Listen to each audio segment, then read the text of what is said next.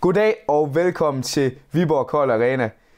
Det er jo en stor dag i dag. Det er en stor kamp, der venter forud. Det er finalekampen i praktikmatch-turneringen 2019. Det er kampen mellem Niels Nedergaard og Michael Panikdag, der venter. Og vi ved jo på forhånd, at Niels han har været en af de store outsider til en praktikplads 2019. Men kan han nu også forføre det? Kan han nu også vinde den her kamp? Og her ser vi altså Niels, der er i gang med de sidste forberedelser mod den store kamp, som går i gang om få sekunder. Og med det så er der jo ikke andet tilbage, end at ønske de to spillere en god kamp. Og vi kan se her, at kampen den skal til at gå i gang. Det er Niels, der har serveretten. Han server der. Og det virker lidt som om, det er en nervøs start for begge spillere. Begge spillere starter uroligt ud. Og Niels han slår et bolden, slår den langt. Michael får den over. Niels han slår i nettet. Ikke lige den start, Niels han havde drømt om.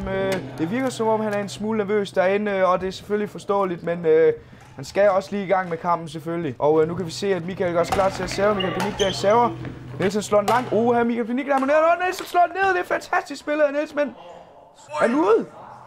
Ingen ved det. Ingen ved det. Dommeren kigger lige på op en gang og ser om det er ude. Den er simpelthen dømt ude. Og dermed så står der altså 20-19 til Niels nu i det afgørende sæt. Og han går lidt og ryster på hovedet. Kan ikke helt se, hvad der står, men nu gør han sig klar til at serve.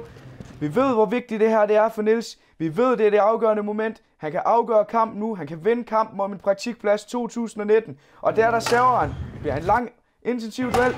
Niels han slår langt. Michael Panikdag slår den også over. Han kommer tydeligvis ud i position. Han er nede i knæ. Michael Panikdag han presser nu, og det kommer Niels, og han slår den ned i gulvet. Og han kan slet ikke forstå det. Han løber forvirret rundt ned ud af banen og har armene i vejret. Men det er sandt, Niels. Du har gjort det. Du har vundet kampen om en praktikplads 2019.